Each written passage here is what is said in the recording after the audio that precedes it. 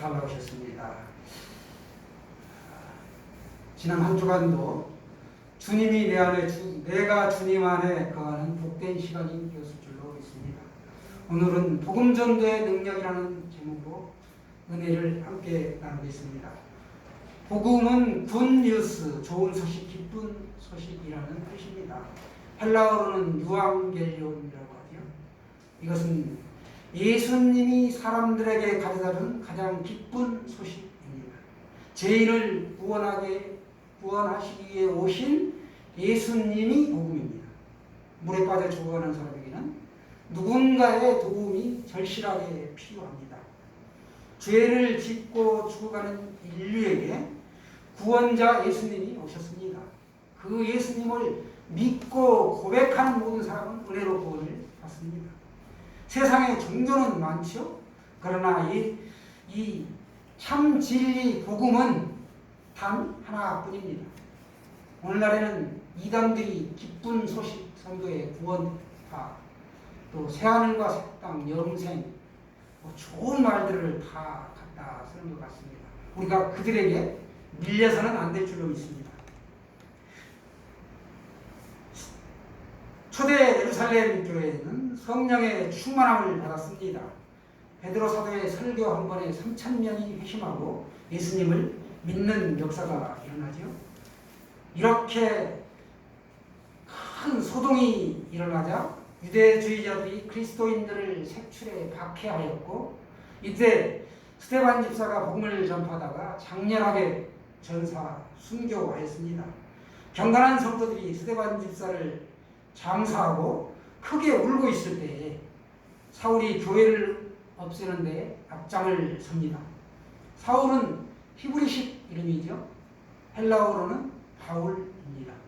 사울은 집집마다 찾아 들어가 그리스도인이라면 남녀를 가리지 않고 끌어다가 옥에 넘기는 예루살렘 교회에 큰 박해를 가했던 사람입니다. 그렇게 되자 사도들 외에 성도들은 유대와 사마리아와 모든 땅으로 흩어지기 시작했고 공포에 떨어야 했습니다. 그러나 흩어진 성도들은 두루두루 다니면서 복음을 전했습니다. 4절 말씀을 보시면 그 흩어진 사람들이 두루 다니며 복음의 말씀을 전할세. 아멘. 흩어진 사람들이 두루 다니며 뭘 했다고요? 복음의 말씀을 전했다라는 것입니다. 흩어진 사람들은 떠도는 나그네가 되었습니다. 어디로 가야 할지 알지 못하는 처량한 사람들입니다. 그런데 그들은 보통 사람이 아니라 복음으로 구원받은 성도들입니다. 성도들이 어디로 가든지 가만히 있지 않고 구원의 복음을 전파했습니다. 이들이 가는 곳엔 그래서 교회가 설립되었습니다. 교회는 두 종류가 있다고 하죠. 하나는 모이는 교회입니다. 성도는 주일 예배를 통해 은혜를 받고 성령의 인도하심을 체험하며 새로운 힘을 공급받는 이 예배 공동체입니다. 또 하나는 흩어지는 교회입니다. 흩어지는 교회는 성도가 받은 하나님의 은혜와 성령의 능력으로 세상을 복음화시키기 위하여 전도하고 선교하는 교회입니다. 선교 공동체. 그래서 우리가 가끔 재미있는 논쟁을 벌이기도 하는데 선교가 크냐 예배가 크냐, 그때 하는 말이 있죠. 하늘나라에서도 천국에서도 선교가 있느냐. 천국에서는 선교가 없다는 것이죠. 천국에서는 예배가 존재합니다. 그래서 혹자는 예배가 크다, 예배가 귀하다. 그래서 오늘처럼 우리가 이렇게 비대면으로 드리지 않고 대면 예배를 드리는 것은 너무나 감사한 일이죠. 이것이 개척교회만의 어떤 장점이 되겠습니다. 초대교회 성도들은 핍박을 받았지만 한편으로는 흩어져 복음을 세상에 전하는 계기가 되었습니다. 하나님은 이렇게 초대교회 성도들을 세상에 흩으셨습니다. 박해와 핍박을 피해 피신한 자리에서 복음의 꽃이 피기 시작한 것입니다. 이때 빌립 집사도 사마리아 성에 내려가 말씀을 전파했습니다. 빌립은 거기서 능력을 행하고 병든 사람들을 치유합니다. 빌립이 하나님의 나라와 예수 그리스도의 이름으로 전도하자 거기에서 능력이 나타났습니다. 병든 사람들이 치유하고 믿지 않던 사람들이 예수를 받아들이고 세례를 받았습니다. 빌립이 하나님의 나라와 예수 그리스도의 이름으로 전도했다는 것입니다. 병든 사람이 치유되었고 믿고 세례를 받는 사람들로 인해 오늘 8절에 보시면 그 성에 큰 기쁨이 있었다라고 기록하고 있습니다. 그래서 지금의 팔레스타인 각지에 복음이 증거되게 되었습니다. 사마리아는 유대인들이 예로부터 접촉을 피해오던 곳입니다. 유대인들이 이 혼혈 민족인 사마리아인들을 경계하며 상종하지 말아야 할 대상으로 삼았기 때문입니다. 하지만 예수님은 공생의 기간에 사마리아 지역을 찾아가셨고 그들에게 복음을 전해주셨습니다. 예수님은 유대인들의 마음속 땅끝인 그곳에서 직접 본을 보이신 것이죠. 빌립 집사도 유대인들의 땅끝이라고 할 수 있는 바로 그곳에서 복음을 들고 각종 이적을 행하며 복음의 기쁨을 함께 나누게 되었습니다. 빌립 집사가 이렇게 전도할 때 복음의 능력이 나타났습니다. 이 복음의 능력은 사람을 구원하며 치유하며 믿고 세례를 받게 합니다. 중요한 것은 능력이 이 전도하는 사람에게서 나오는 것이 아니라 복음의 주체인 예수 그리스도에게서 나온다는 사실입니다. 전도하는 사람은 단지 성령의 능력을 힘입고 그 나라의 말씀을 증거할 뿐이라는 것입니다. 이때 전도하는 사람을 통하여 성령의 역사로 복음이 증거되는 것입니다. 우리가 아무리 유창한 설교를 듣고 있어도 주님께서 능력으로 역사하지 않으면 청중을 구원으로 인도할 수가 없습니다. 간혹 우리가 부흥회를 가보게 되면 집회를 인도하는 그 강사의 능력이 참 탁월하죠. 쏙쏙 귀에 박히게 심령을 때리는데 사실 그 부흥 강사에게 능력이 있는 것이 아니다. 우리가 착각할 수 있다는 것이죠. 사람은 단지 복음을 전할 뿐이고 그 사람을 통하여 성령이 역사하신 것이다. 그래서 우리 전혀 자랑할 것이 아니라는 사실입니다. 빌립의 전도는 땅끝까지 이르러 내 증인이 되라. 이 주님의 지상명령을 실현한 대표적인 사건입니다. 하나님께서 죄악에 빠진 인간들을 구원하시기 위해서 예수 그리스도를 이 땅에 보내주셨습니다. 우리는 예수님을 믿고 전합니다. 전해야 하는 것이죠. 예수님을 믿고 전할 때 복음의 그 능력이 나타납니다. 왜 그런가요? 이 복음이 세상 끝까지 전해져야 하는 것, 이것이 바로 하나님의 뜻이기 때문에 그렇습니다. 한 영혼이라도 더 구하자는 자세로 우리가 나가는 것이죠. 이제 이 정도면 됐어 라는 수준에서 머물지 않고 더 이렇게 우리가 열심을 내는 것입니다.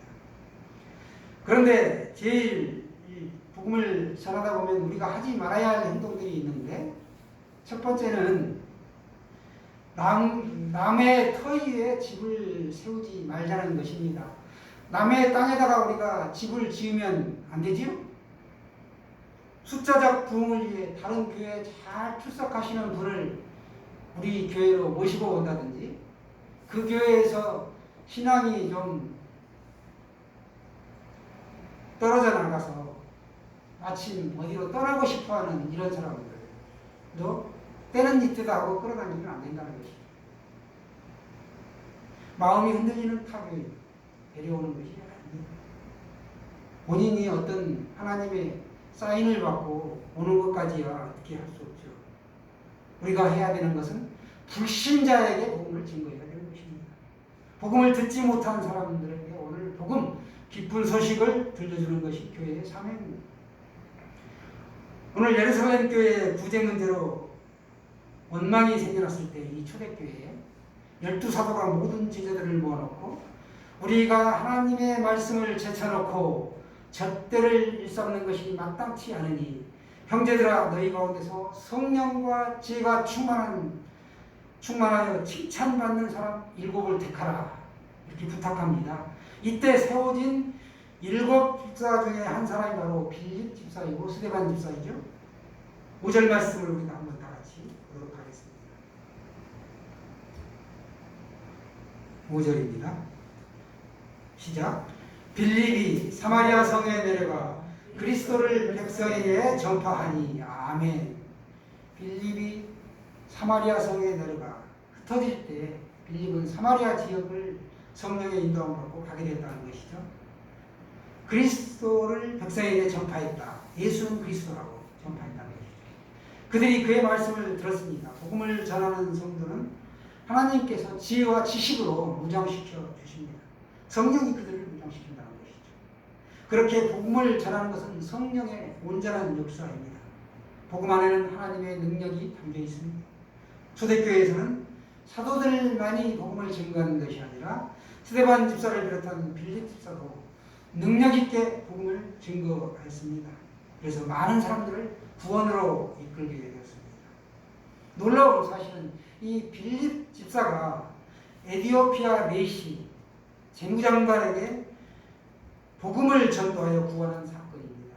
이 사건은 에티오피아 나라를 복음화시키는데 지대한 영향력을 주었습니다. 성령은 오늘 우리에게도 빌립 집사와 같이 전도하도록 이끄십니다. 예수님은 말씀을 선포하시고 가르치시고 병든 사람들을 치유하셨습니다. 수제자 베드로는 태어날 때부터 못 걷는 사람에게 이 예루살렘 성전 미문에 앉아있는 사람에게 그 구걸하는 모습을 보고 복음을 선포하죠. 은과 금은 내게 없거니와 돈은 없다는 거죠. 재물은 없지만 내게 있는 이것을 내게 준다. 나사렛 예수 그리스도의 이름으로 일어나 걸으라 라고 베드로가 구걸을 하고 있는 그 앉은 배에 오른손을 잡아 일으켰습니다. 그러자 발과 발목이 곧 힘을 얻고 뛰어서서 걸으며 사도들과 함께 성전으로 들어갔습니다. 그가 걷기도 하며 뛰기도 하며 하나님을 찬송했습니다. 빌립 집사 역시 사마리아 성에서 많은 사람을 괴롭히던 이 더러운 귀신들을 내어쫓고 병자들을 치유하였습니다. 또 많은 중풍병자와 걷지 못한 사람들도 치유하였습니다. 수많은 주님의 사역자들이 말씀으로 병든 사람들을 치유하는 기적이 성경에는 기록되어 있습니다. 하나님은 죄로 말미암아 타락한 사람의 영혼을 치유하고 구원하여 주십니다. 죄로 인해 생활이 부패한 사람을 치유하여 거듭나게 하신다는 것이죠. 치유는 구원을 위한 일종의 방법입니다. 우리가 살아가는 세상은 타락되어 있으며 하나님께서는 인간을 치유하시고 이 손상된 자연환경까지 새롭게 하시길 원합니다. 지금 질병 가운데 있는 것들도 다 회복되기를 원하시는 하나님이십니다. 이러한 치유를 통해 하나님은 하나님의 나라를 세워가십니다. 전도는 오직 예수님의 이름으로 해야 한다는 것이죠. 예수라는 이름에는 능력이 있기 때문에 그렇습니다. 신약 성경에는 총 935회나 예수라는 이름이 기록되어 있습니다. 동정녀 마리아에게 천사 가브리엘이 이야기하죠. 보라, 내가 잉태하여 아들을 낳고 그 이름을 예수라 하라. 예수라는 이름은 헬라어로 예수스인데 이는 그가 자기 백성을 그들의 죄에서 구원할 자이심이니라. 이 뜻입니다. 사도 요한은 예수님을 영접하는 자, 곧 그 이름을 믿는 자들에게는 하나님의 자녀를 주는 자녀가 되는 권세를 주셨다. 이는 혈통으로나 육정으로 사람의 뜻으로 나지 아니하고 오직 하나님께로부터 난 자들이다 라고 이야기합니다. 성경이 이렇게 말씀하고 있습니다. 우리는 예수님의 이름을 영접하여 믿음으로 말미암아 구원을 받았습니다. 여러분, 예수님의 이름에 능력이 있습니다. 우리가 매번 기도를 마칠 때에는 예수님의 이름으로 기도합니다 라고 하지요. 복음은 예수님의 또 다른 별명입니다.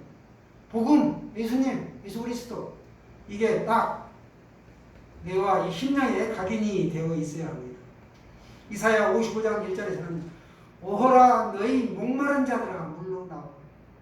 돈 없는 자도 오라. 너희는 와서 사 먹되 돈 없이 값없이 와서 포도주와 젖을 사라. 이렇게 말씀하셨습니다. 이런 비밀을 알았던 사도 바울은 이방인의 사도가 되어 목숨을 다하여 죽는 순간까지 복음을 전했고 그리스도교를 종교가 되도록 토대를 쌓았던 사람이 바로 이 사도 바울입니다. 그 결과 2000년이 지난 지금 여기 대한민국 땅에도 복음이 전해져 이방인 우리가 복음을 듣고 구원을 얻어 이 자리에 하나님을 예배하고 있습니다. 로마서 1장 16절에는 내가 복음을 부끄러워 하지 아니하노니 이 복음은 모든 믿는 자에게 구원을 주시는 하나님의 능력이 됨이라 이렇게 말씀하고 있습니다. 먼저는 유대인에게요 그리고 헬라인에게로다. 아멘입니까? 하나님은 사람을 차별하지 않으시고 구원하셨다라는 사실입니다. 그래서 우리도 차별 없이 복음을 증거해야 합니다. 이 사람은 강팍해서 전해도 안 될 거야. 이 사람은 말랑말랑하고 온순하니까 복음을 증거하면 잘 되겠지? 이런 마음을 갖지 말라는 겁니다. 노방전달 때 특히 이렇게 차보면 올 때 막 문신이 새겨졌고 껄렁껄렁하고 태도가 불량해 보이면 저 사람은 괜히 복음 꺼냈다가 한 대 맞을 거야 하고 도망가지 말라는 거예요. 예수 그리스도의 복음에는 능력이 있습니다. 예수 믿습니까? 하고 물으라는 거예요. 여러분 그런 담대함도 있으시기를 원합니다.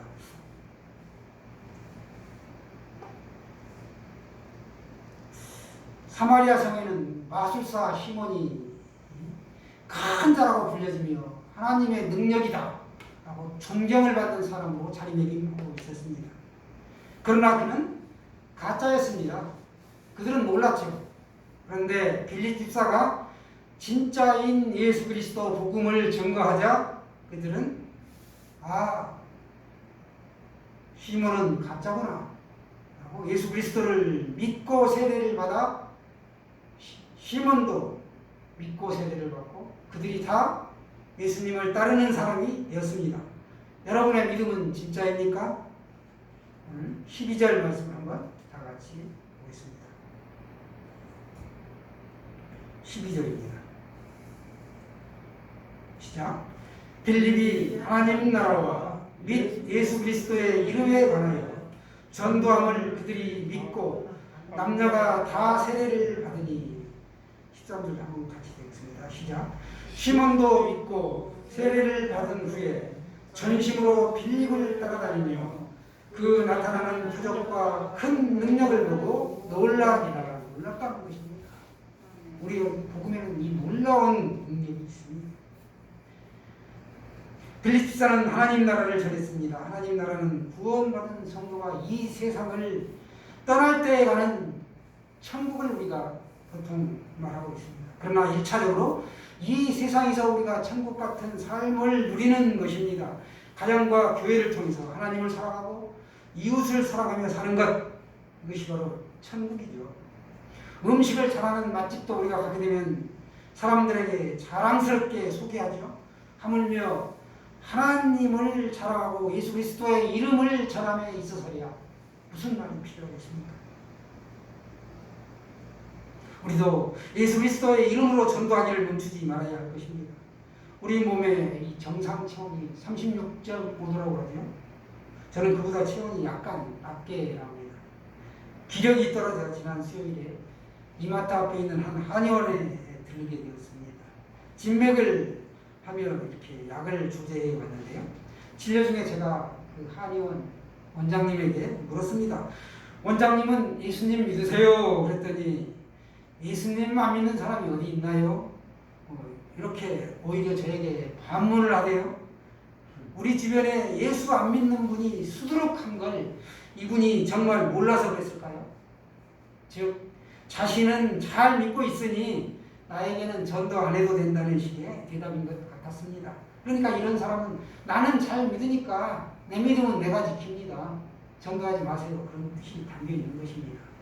보통이라면 어떻게 예수 잘 믿는 분이라면 목사님 예수님 잘 믿습니다. 저는 어느 교회를 섬기고 있는 누구누구 집사 혹은 아무개 장로입니다. 이렇게 일반적인 대답을 해야 함에도 불구하고 조금 달랐다는 것이죠. 그래서 그 순간 좀 특이하시네 이렇게 생각이 잠깐 들었는데 이어서 그가 말합니다. 한의학은 천지를 지으신 하나님을 근간으로 하는 학문입니다 라고 합니다. 그때부터 원장에 대한 신뢰가 확 생겼습니다. 어찌 보면 제가 전도를 당한 것입니다. 사랑하는 여러분, 예수 그리스도의 이름만이 구원을 줄 수 있는 최후의 방법이고 능력입니다. 예수님은 하나님 나라를 전하셨습니다. 우리가 예수님의 이름을 전하면 곧 그것이 하나님의 임재를 기다리는 일이 되는 것입니다. 한때 로마 전역에 전염병이 돌아 사람들이 죽어나가고 거리에는 시체가 질비하였고 살던 집을 떠나 그들이 시골로 들어가면서 이 전염병에 걸린 가족들을 내팽개치고 가버렸습니다. 거리에는 시체가 질비하였습니다. 이 환자들이 영양실조와 굶주림으로 죽어갈 때 초대교회 성도들은 따뜻한 수프를 가져다가 숟가락으로 떠서 입에 넣어주고 이들의 병 낫기를 위하여 기도했습니다. 죽음을 맞이한 이방인들의 시체를 수습해서 정중하게 장례를 치러 주었습니다. 당시의 풍습은 짐승과 새들에게 시체를 던져주는 것이었습니다. 그런데 그 시체를 감염의 두려움을 무릅쓰고 거두어서 묻어주는 이런 선한 모습을 그들에게 보여주었습니다. 이들은 큰 감동을 받게 되었습니다. 그 와중에 그리스도인들도 역병에 걸리게 되었고 많은 사람이 죽었지만 기적적으로 치유를 받고 다시 살아난 사람들은 면역력이 생겨 다시는 그 병에 걸리지 않게 되었습니다. 이들이 다시금 기력을 회복하고 환자를 간호하게 됩니다. 이렇게 되자 이방인들에게도 큰 기적이 일어났습니다. 희생적인 간호와 이 돌봄을 받아 회복된 이방인들이 복음을 받아들이고 초대교회 공동체의 일원이 된 것은 전혀 이상한 일이 아니었습니다. 초대교회는 예수님의 십자가의 사랑으로 사회를 섬기고 예배하는 전도 공동체였습니다. 또 예배 공동체였습니다. 일상의 삶 속에서 십자가의 사랑을 가지고 전도하는 전도 공동체로 세워져 갔습니다. 우리가 말씀을 듣고 그치는 것이 아니라 몸에 배어야 한다는 것이죠. 몸에 배이면 툭 치면 예수 그리스도가 나옵니다. 반사적인 행동이 이렇게 나오는 것이 바로 믿음이다라는 것입니다. 우리는 세상과 구별된 사람들입니다. 복음 전도에는 반드시 충돌이 따를 수밖에 없습니다. 악한 영이 그들을 사로잡고 있기 때문에 진짜인 참 빛이 비추어지면 어둠에 있던 그들에게는 충돌이 일어날 수밖에 없습니다. 하나님은 악인과 선인에게 햇빛과 공기와 물을 공의, 은혜를 똑같이 차별 없이 베풀어 주시는 분이십니다. 오래 참으시는 분이시죠. 그러나 끝내 돌아오지 않는 분은 지옥 심판만이 기다리고 있는 것입니다. 우리도 복음을 증거할 때 오래 참아야 된다는 것이죠. 한두 번 증거해가지고 저 사람은 안 될 거야 이게 아니고 예수님이 오래 참으셨던 것처럼 하나님이 오래 참으셨던 것처럼 우리도 다만 예수님의 능력에 힘입어 복음을 오래 참는 가운데 사랑으로 그 예수님이 십자가에 돌아가시는 그 사랑으로 인내하며 복음을 전하며 살아야 합니다. 우리 주변에 믿지 않는 분들 꽤 많죠? 내가 죽었을 때 내 장례식에 올 수 있는 사람들, 그 사람들 중에 정말 한 사람도 예수 믿지 않는 분이 없어야 되겠다라는 것이 저의 개인적인 생각입니다. 아직 믿지 않는 내 가족과 주변 지인들에게 복음을 삶으로 증거하며 사시기를 간절히 축원합니다. 준비하신 힘을 하나님으로 회복해 드리겠습니다.